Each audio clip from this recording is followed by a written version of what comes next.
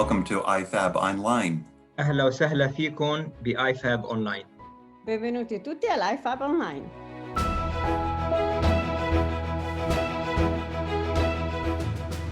Well, hello everybody, and welcome to the session Fundraising for North America from the Middle East. I'm here with Robert Dietrich, Senior Associate VP for University Advancement at Northeastern University. I probably mispronounced your name, but you'll say it better in a second. And Walid Katergi from Associate VP for Development at American University of Beirut. Same thing, probably didn't pronounce it correctly, but I guess that's not going to be a big deal. So Robert, why don't you tell us a little bit about yourself and Walid as well? Shukran, Enrica. Thank you, Enrica. And assalamu alaikum to all of you. It's a pleasure to be with all of you and to welcome you with the traditional Arabic greeting, which translates into peace be with you. I'd like to also thank our friends at Chapel in York for giving me this opportunity. I've been traveling to the Middle East for the last 9 years on behalf of Northeastern University. And Enrique, you did pronounce my name perfectly. Good, that's a good start. There. And as the Senior Associate Vice President for University Advancement at Northeastern University in Boston, Massachusetts, I have just a little bit about myself. I've spent my entire career in higher education, fundraising and advancement. First position was at Worcester Polytechnic Institute in Worcester, Massachusetts, which is an hour due west of Boston. Where I started in alumni relations and eventually ended that tenure as a director of development. Then I spent 4 years at Harvard University, working for 2 of the schools, the Harvard School of Public Health, and then I left there to take over the associate deanship of alumni relations and fundraising and development for the Harvard Divinity School. And then 12 years ago, I moved to Northeastern University, and for the last 11 years, I've been working in the international advancement. Obviously, having spent all of my time in higher education, my comments and observations, which I hope everyone will find useful, are going to be through the lens of higher education. But I'm hopeful that some of these insights and observations will be able to translate in all of your work, regardless of what sector of the nonprofit world you are raising money for. Yeah. So a little bit about myself. We'll talk a little bit more about Northeastern in a moment. Well, thank you so much. That's fantastic. Very useful. Walid, what about you? Hello, my name is Walid Katergi. I'm an engineer by education. So the first question I always get, how did an engineer end up in fundraising? And the answer is like the answer to most people who are in fundraising, just by chance. Got into it, got to really like it, got passionate about it, felt how our work is really touching and transforming the lives of others. And 18 years into it, I'm still enjoying every minute of it. My fundraising experience is only with AUB, because before that, I was working for engineering companies.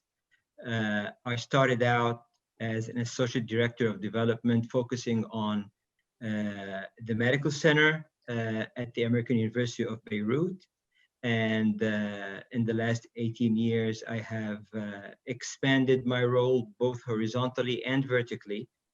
I'm currently responsible for the fundraising team based on our campus in Beirut.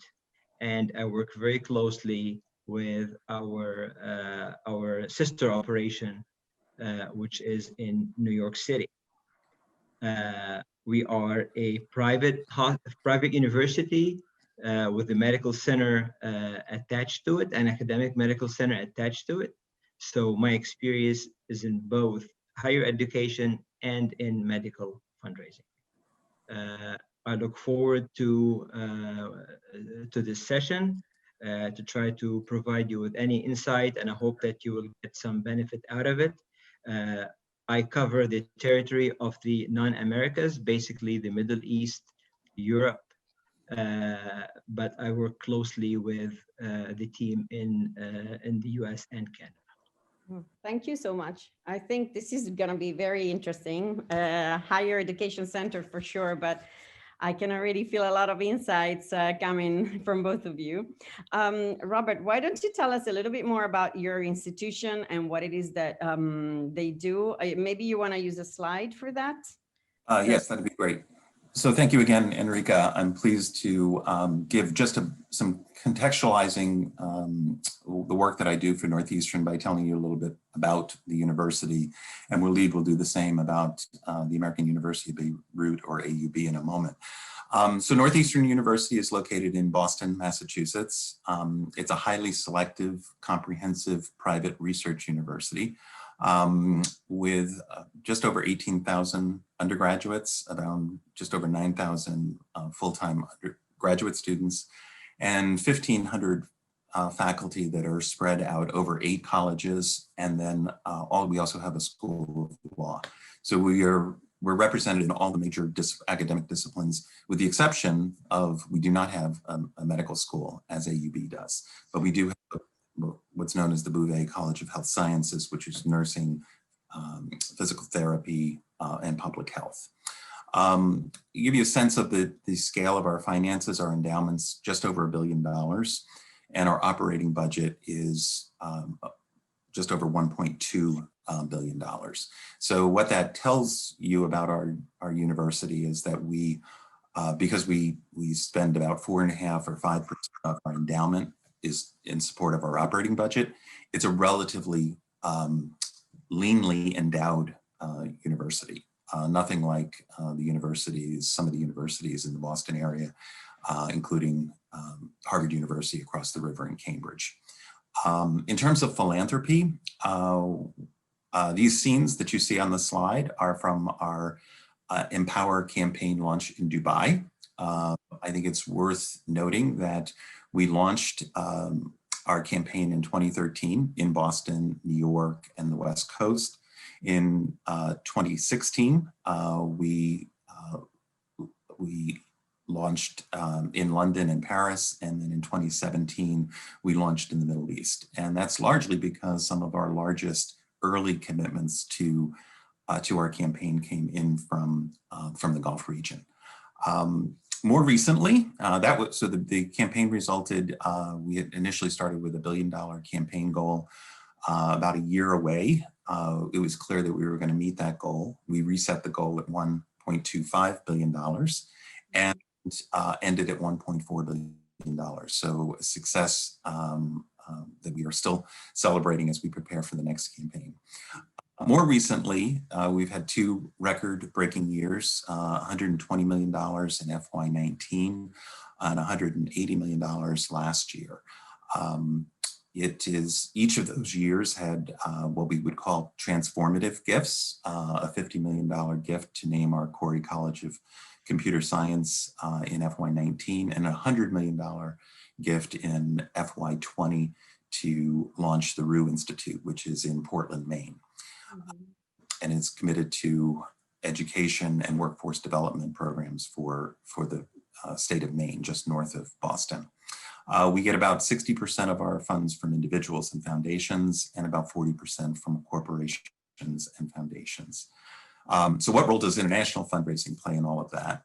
We raise about $5.5 million a year from our international sources, which, if you back out those 2 large gifts from 19 and 20, what we call our regular run is somewhere between $70 and $80 million. And our international sources and philanthropists generate about 7% of that. Our best year ever was back in 2015, where we were able to secure a 8-figure commitment of over $10 million from an international source, and that international source just happened to be from the Middle East. So that's a bit about Northeastern. Just before I turn it over to Waleed, I just want to say you're going to see some beautiful scenes from AUB. And I just want to say, having had the opportunity to visit AUB, it is one of the most beautiful campuses I've ever seen. Picturesque views of the Mediterranean. And when I was there a couple of years ago, Waleed's colleague, Ahmed Babaki, was kind enough to give me a tour. And it was just at that point in time, the campus had just been named an arboretum. And just last year, well, we've never talked about this, but Northeastern University was also named as an arboretum. So the connections between AUB and Northeastern University are many and multifaceted. In fact, Ahmad's daughter is now a freshman at Northeastern University. So we share a lot of donors, and we share a lot of students, and we share a lot of commonality. I want to just thank Walid and Ahmad for doing such a great job at AUB, because when I meet a Northeastern parent who is an AUB graduate, the conversation around philanthropy comes very easily, because they've done such a great job of creating a culture of philanthropy among their alumni. So I just wanted to share that with you, Walid, and thank you again publicly for the role that you're playing indirectly at advancing Northeastern University. I will turn it over to you, Walid, to continue on. That's great. Walid, would you like to show the pictures? Now we're all curious about this campus and this university. Yes. AUB is a private institution of higher learning that was founded by American missionaries back in 1866. At that time, it was called the Syrian Protestant College. The college opened its first class of 16 students on December 3rd, 1866. Until today, we still celebrate the Founders' Day on December 3rd of every year. In 1867, the School of Medicine was established. In 1905, the Medical Center was opened. We currently have 7 faculties. Our operating budget for last year was around $492 million. Our endowment at the end of 2019 stood at $769 million. This is a view of our campus, an aerial shot of our campus. This is our School of Business. This is named after after Suleiman Olayan, a prominent businessman from Saudi Arabia. This is the Green Oval. This building you see in front of you was designed by the late Dame Zaha Hadid. It houses the international, it's called the IFI, Islam Ferris Institute of Public Policy. The building has won many awards for its design.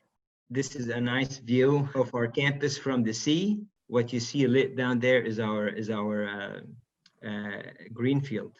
This here is a building I wanted to talk about briefly in light of what's going on today. This is a 5-story building that used to house many facilities, including the Children's Cancer Center, a psychiatry inpatient and outpatient unit, and an adult outpatient cancer center. When the COVID-19 pandemic came to Lebanon, we had to act quickly and swiftly. So we had to retrofit this building and change it into a corona unit. So we relocated all of the services that were here. We had to move them somewhere else. And we established a flu clinic, a drive-through testing facility, and also a step-down and an ICU unit for our severely ill patients. Since the founding of AUB, we've always had international students. We currently have about 9,500 students from 94 countries. About 52% are female, about 48% are male. 77% of our students are Lebanese and 23 are international. Our student to faculty ratio is 11:1. Who are our alumni? They're in over 100 countries all over the world. In this table, you can see in which continent or in which region they reside. Of course, we left Lebanon on its own because this is our home base. But who are they? They are Lebanese who relocate and become citizens of their new respective countries. Lebanese are a migrant people. So you have a lot of Lebanese who go on to the States or to South America, to Canada, to Australia, to Europe, and they settle there and they become citizens of those countries. There are also Lebanese who work overseas, but they maintain ties and residency to Lebanon. And that's mainly people who go to Africa, to the Middle East, and the Gulf countries. We also have the non-Lebanese who come to AUB to study, and then they go back to their native countries, like Syria, Jordan, Iraq, nationals of the Gulf countries, and most recently, Africa.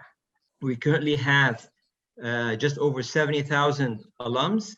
51,000 of them are contactable, and this table here shows you where they reside. We have 63 alumni chapters and branches all over the world, 25 in North America, 14 in Lebanon, 13 in the MENA region, 7 in Europe, and 4 in the rest of the world. Now let's talk about philanthropy at AUB.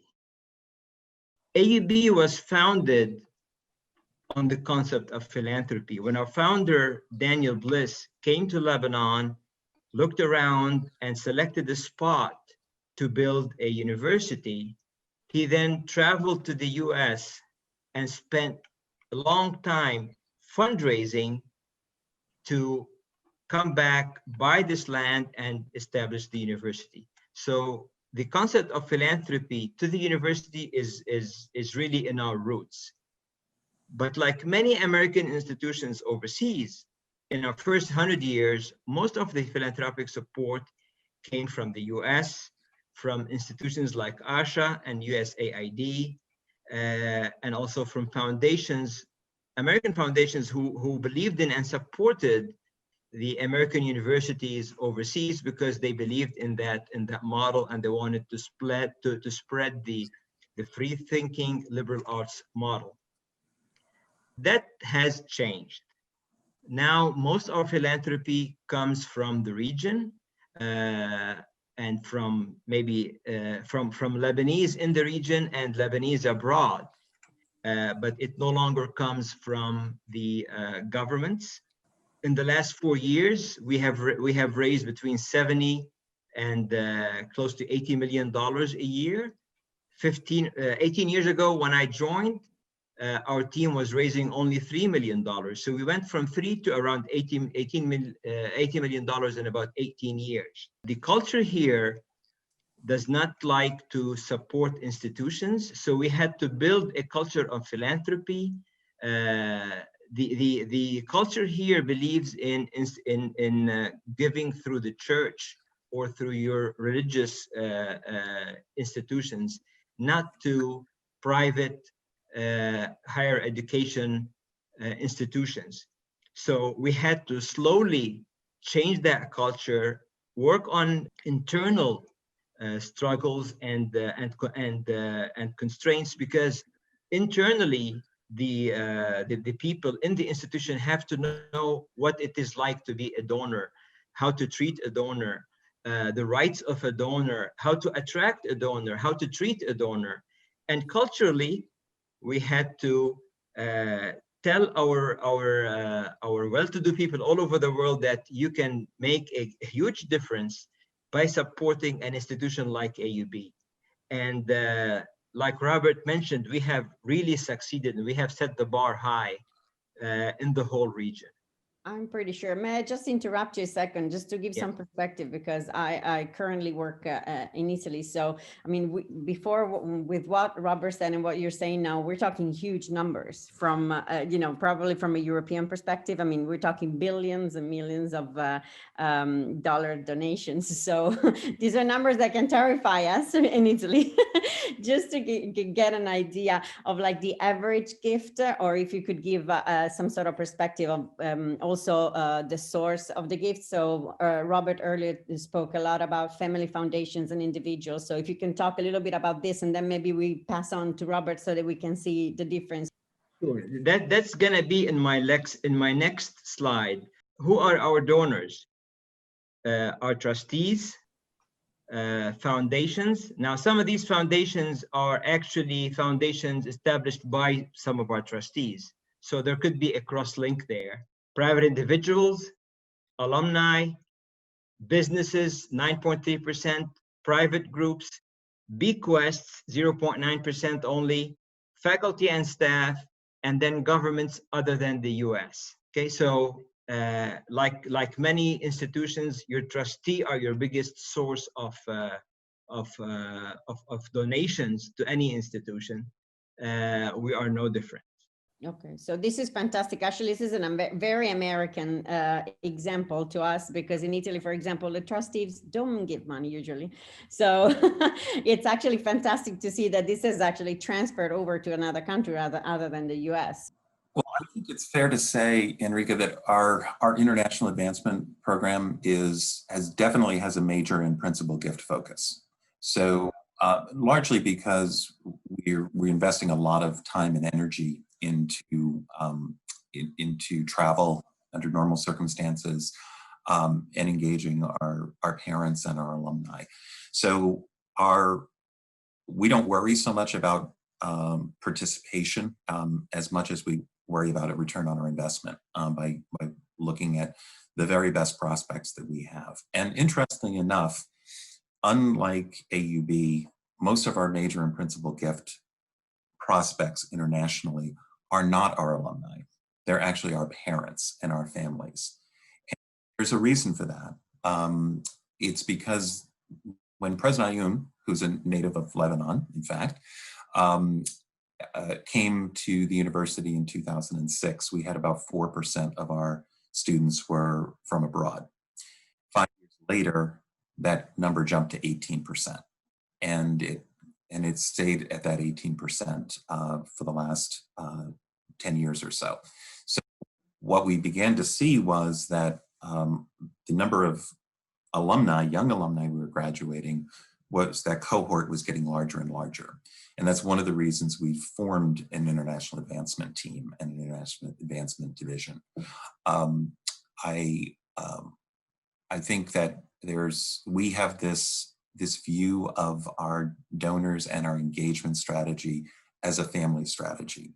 So in this case, one of the reasons our parents support us is because of something that's important to their son or daughter. On the left-hand slide, you'll see a family. They happen to be from the Netherlands, and their son, Martin, was captain of the sailing team. So sailing was clearly very important. He was at the center of the relationship between the university and the family. And the family ended up endowing the sailing coaching position so that his own experience could be greatly enhanced, but also because it's an endowed fund, it was carried forward and is going to be in perpetuity. So they've had a lasting impact on the sailing program at Northeastern. I think that we also find that our major and principal gift donors, who are parents or who are alumni, are really interested in something that is going to align with their family values. You know, and really having an impact. And Walid and I talked about this a little bit, and I'm sure he'll comment on it a little bit more. We raise very little money at the university for buildings. We raise a lot of money for endowments, for scholarship, endowments for professorships, endowments for programs that are impacting our faculty and our students. So two of our biggest donors from the Middle East, one was actually a Lebanese donor who happened to live and work in Dubai, but he runs a family business, a second generation family business. And Pierre decided that he wanted to invest in our family business program. So he endowed a program, or he endowed a professorship in global business. Another donor was taken by a program that we have in our College of Social Science Humanities. It's called the Social Impact Lab, in which we teach a course in experiential philanthropy, where students are actually given the opportunity to take a $10,000 grant that we've gotten from the Buffett Foundation and decide which nonprofit in the Boston area is most deserving of that grant. So they act almost like a small family foundation in making the decision. Well, a donor or a parent in Saudi Arabia met the faculty member and decided that they needed this kind of programming in Saudi Arabia. So we worked with them. They endowed the directorship of the Social Impact Lab and helped us launch the Global Philanthropy Initiative. And one of the first things that we did was teach a similar course. We didn't teach it. We worked with Prince Sultan University in Riyadh to train their faculty on how to teach a similar course. So what we see is a lot of alignment with what is important to the families and to the students.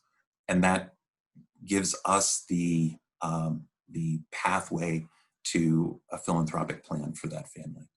I think this is very interesting because it talks a lot about retention, but also creating a new philanthropy culture, because if it's the parents giving for the children, or, one day they will be parents. And so it will be interesting to see whether they will continue to give to the US or whether they will give to their country of origins, especially for you also, Walid. So this opened a whole new responsibility on our job as fundraisers to create that culture, and and not being detrimental to your own fundraising. You want to keep them as donors in your own institution, but you also want to make sure that they give to choices of other causes of their choice. So I think you have a double responsibility, fundraising in your country and in a foreign country.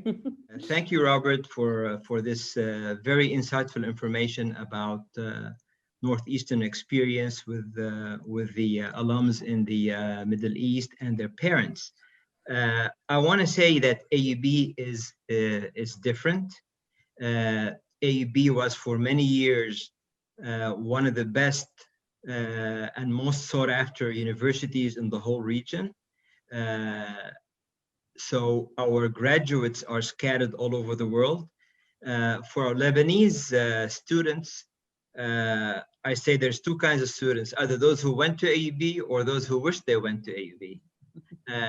And because many of our graduates end up immigrating and living somewhere else, the university to them is really a very strong and solid connection. The university is their culture, it is their language, it's their identity, it's their nationality.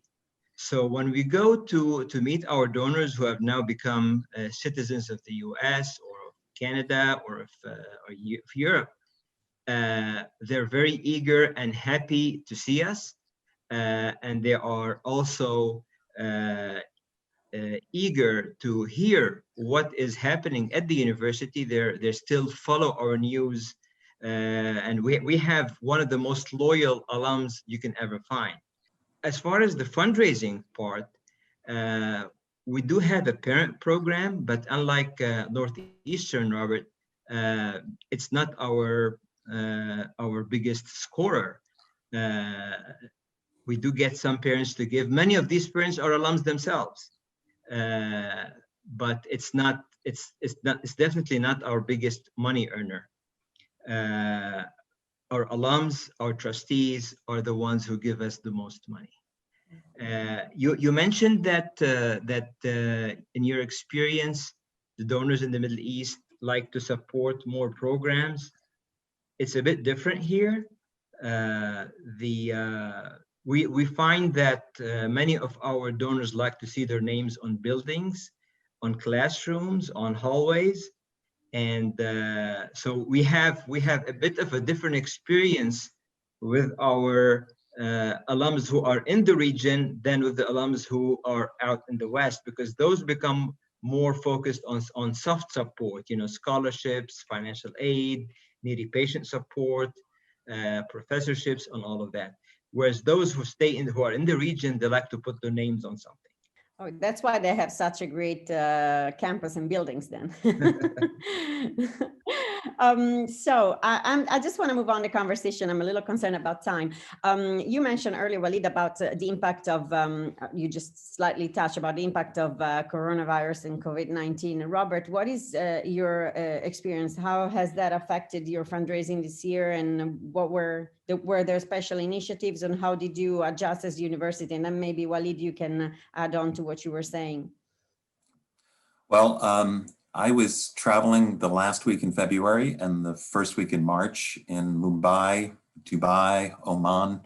And I came back to the United States on March 9th, went into the office on the 10th, and started working remotely on the 11th of March. So before I left the campus, however, and before I started working remotely, I was called together for a special meeting to begin to pull together what our faculty was doing in regard to research around the COVID and the pandemic, whether it was in our Network Science Institute, in Bouvet College of Health Sciences, both testing, fast testing techniques and devices, as well as vaccine development.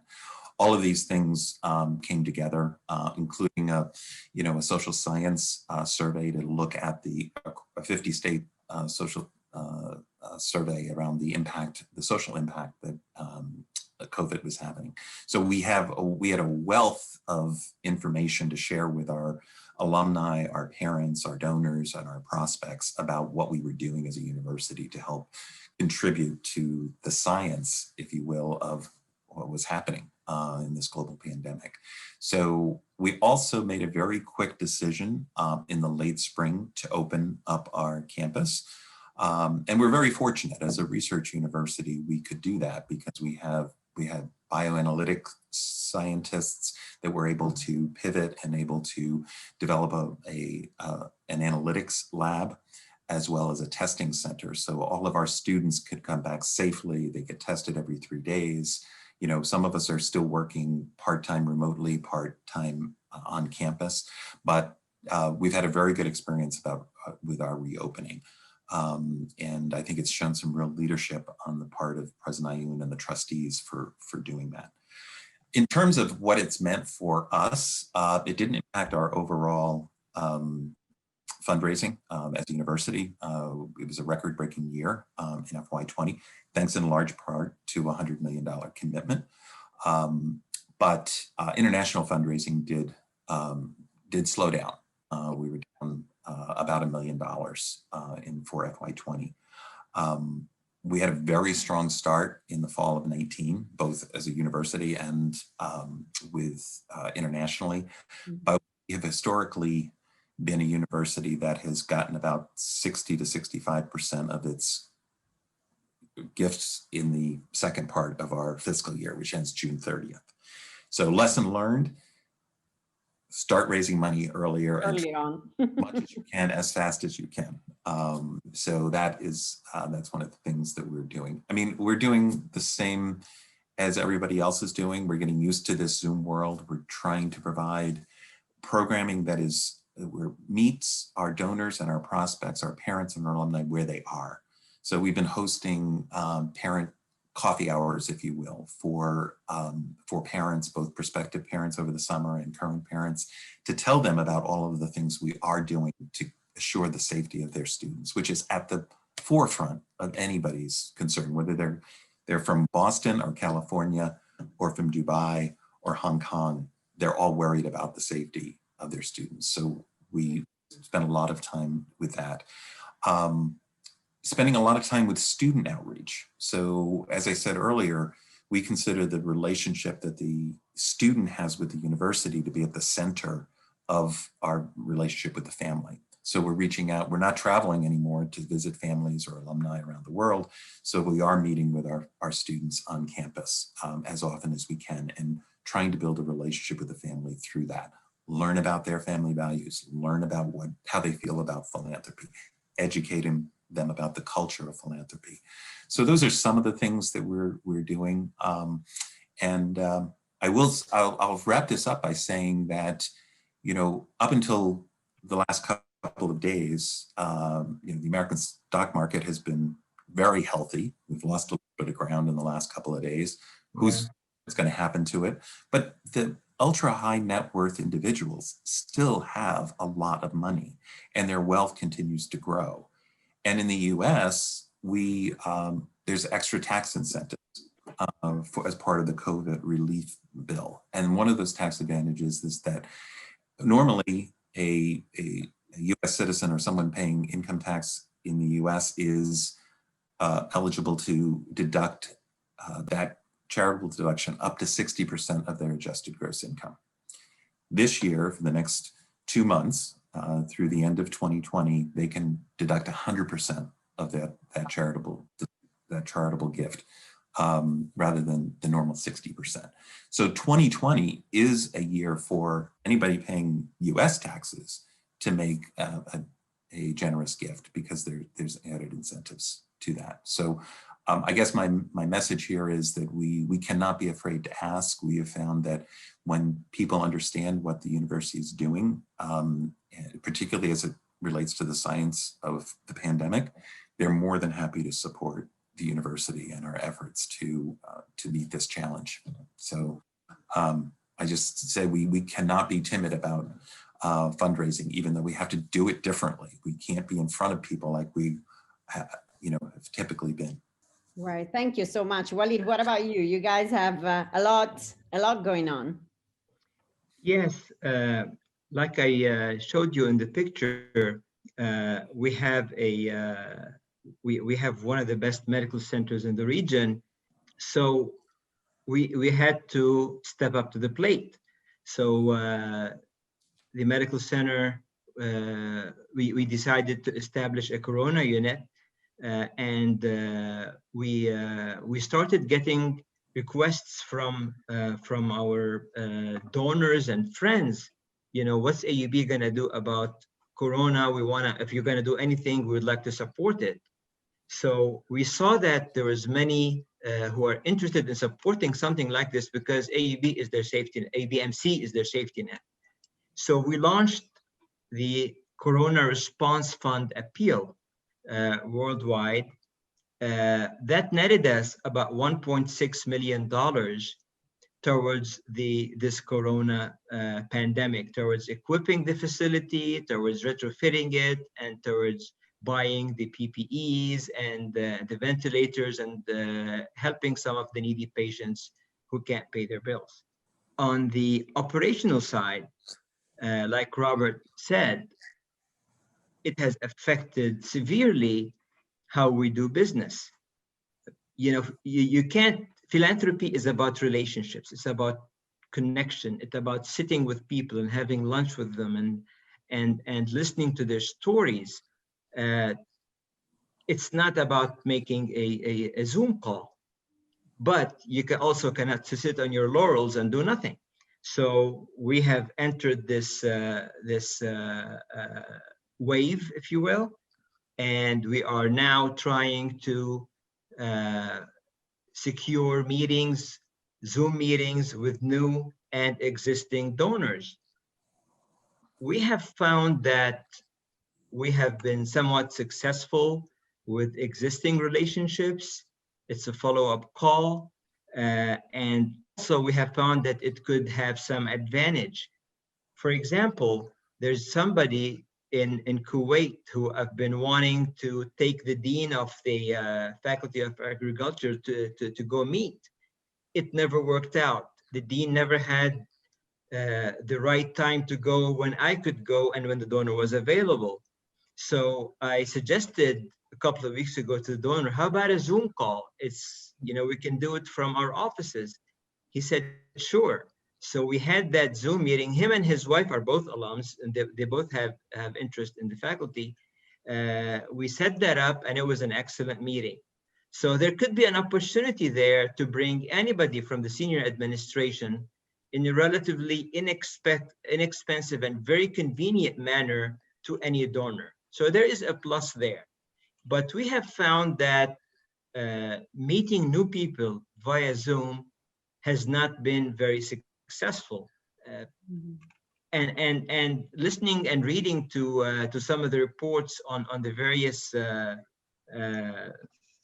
fundraising media, it's universal. Everybody's saying the same thing. It's not easy to meet new people via Zoom, but there are some success stories. There was a roundtable the other day where somebody was saying that they had a donor in Panama that they had to go visit, and it never worked out. So they had a Zoom meeting with that donor, and he gave him a multi-million-dollar gift during the meeting. And he said, when Corona's over, I want you to come and visit me. So it could work for you. We have to keep on trying. We also have to keep in mind that there's a new world order out there. We don't know how the economy is going, is going to go, when it's going to be fully rebounded. Yes, Robert, your top donor probably still has a lot of money and could afford to give, but the middle of the pyramid is not as solid as it used to be.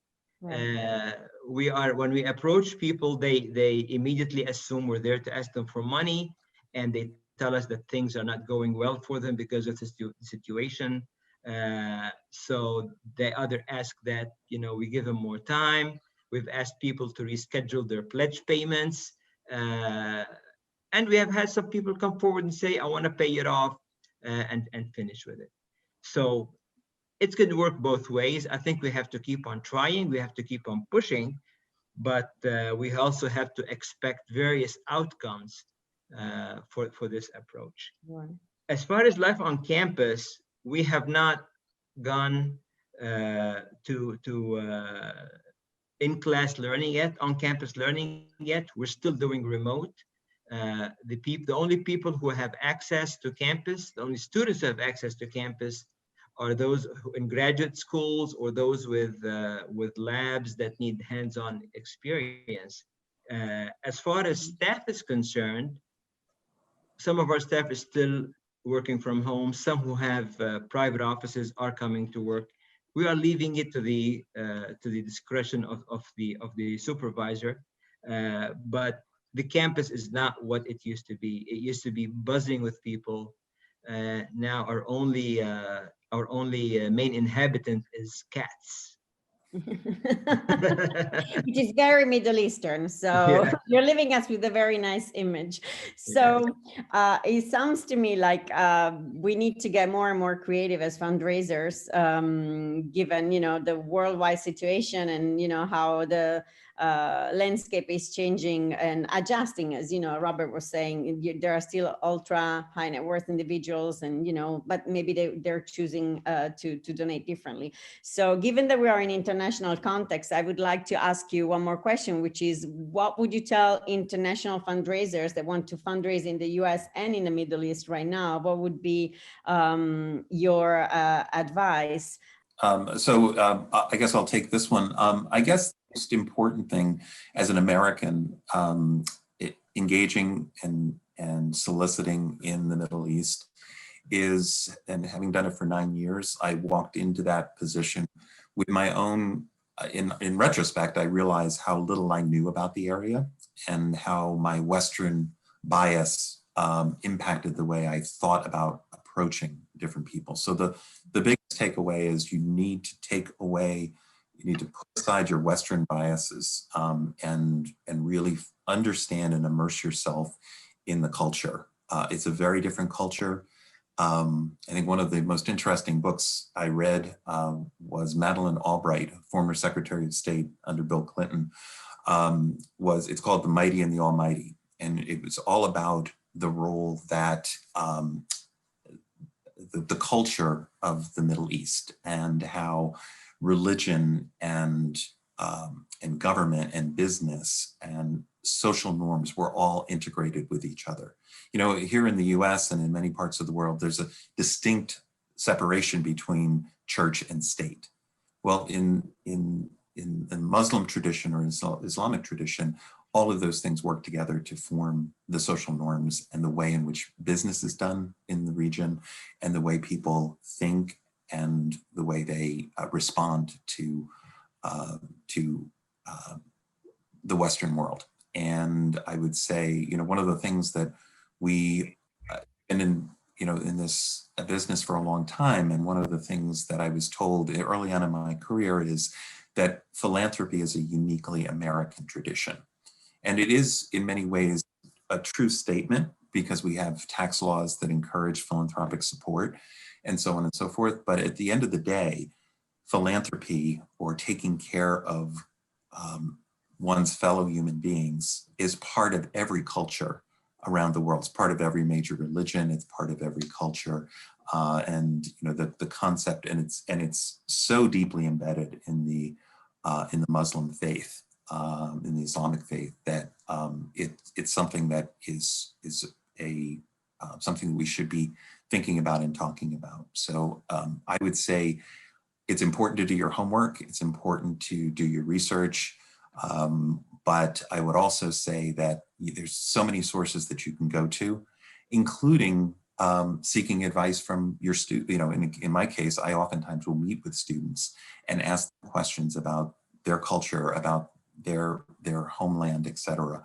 I find that as long as you are thoughtful and careful and diplomatic and respectful, people love to talk about their cultures, and they love to debunk myths and stereotypes about their cultures. So that would be my one takeaway: is put aside those things that you think are part of your value system, and open yourself up to a new way of thinking and a new culture.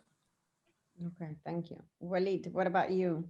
Yes, I fully agree with Robert. You need to be aware of the audience. You need to be aware of the culture of the audience.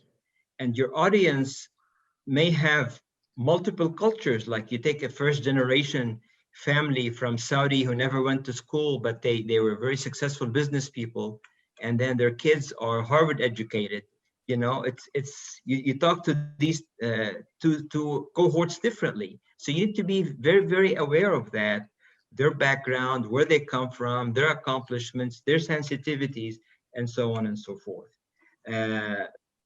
For me, if I'm going to the States to fundraise for AUB from a second or third generation Lebanese, is differently than if it's from a first generation or somebody who just immigrated there. So just be aware of that. And like you would with any donor, be truthful, be transparent, and show the impact of philanthropy. It is instinct in us to help others. If you just, instead of saying somebody, I want you to give me $5,000, say, I want you to help one student go through college, it just changes their way of thinking. You're no longer talking about money, you're talking about people, and people want to help. Culture is very important. I want to end with a personal anecdote from my youth. I went to the US at the age of 19, my first trip to the US, to stay with distant relatives. Back then, we did not have the connectivity of the internet. We did not know what other cultures were like, what's acceptable and what's not. The relatives I was staying with, it's a first generation Lebanese immigrant to the US, married to an American lady and their children. I was being coached before I went by a member of the family who used to live in the US and knows these people. He says, Walid, when you get off the plane, you shake hands with the man and you kiss the woman. Okay. In Lebanon, we would shake hands with the woman and we would kiss the man. Right. So, as I was walking off the plane, I was telling myself, you shake hands with the man and you kiss the woman. So you just have to be aware what you're stepping into before you go, before you get your feet wet. And I think if you do that, you are more likely to succeed. Absolutely. Well, thank you. Okay. So, Robert, would you like to tell us about some top tips and takeaways? Sure. We've been asked to give some thought to some things that we've learned, and things that we might suggest to you.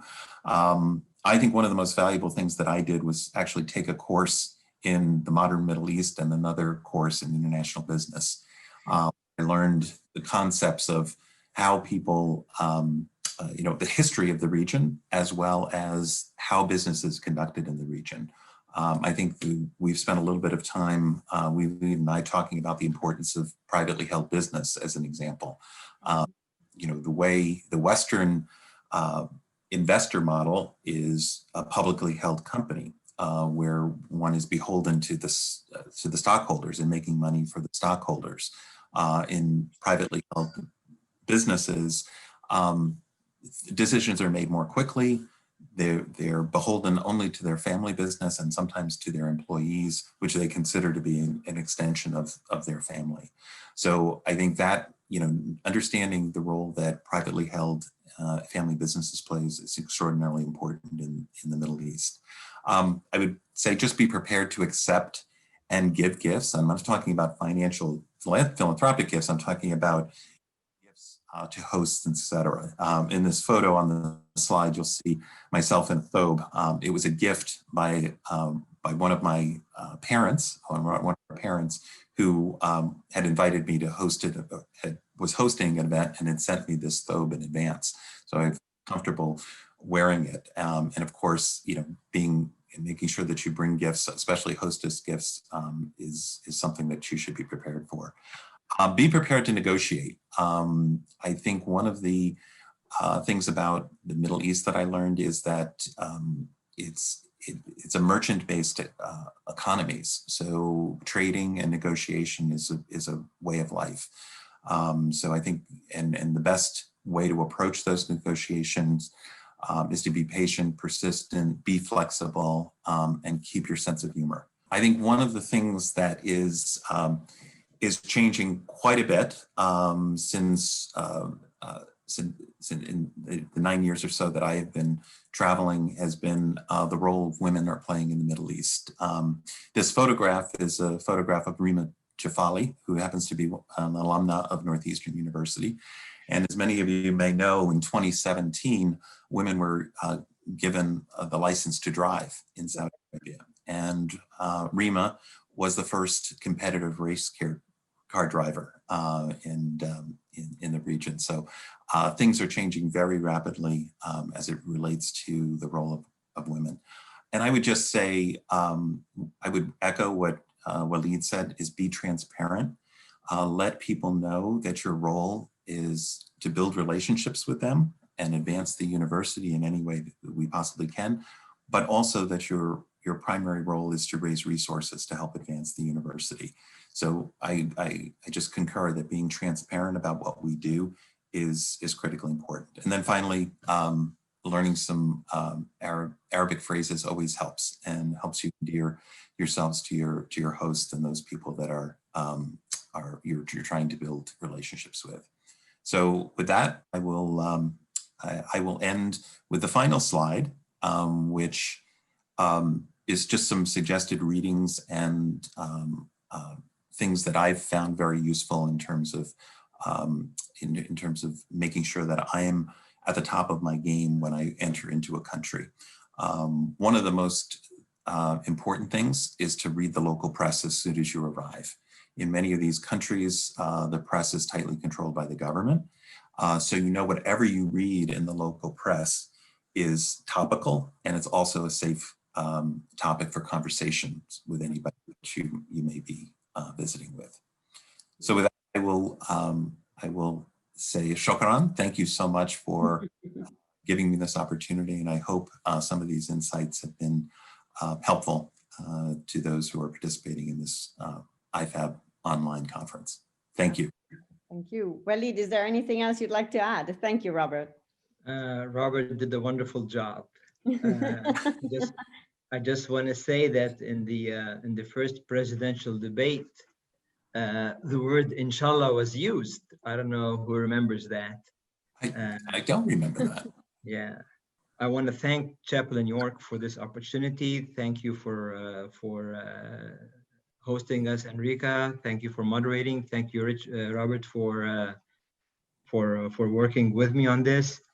I hope that our audience is going to benefit from it, and we're always available to help out when and if needed.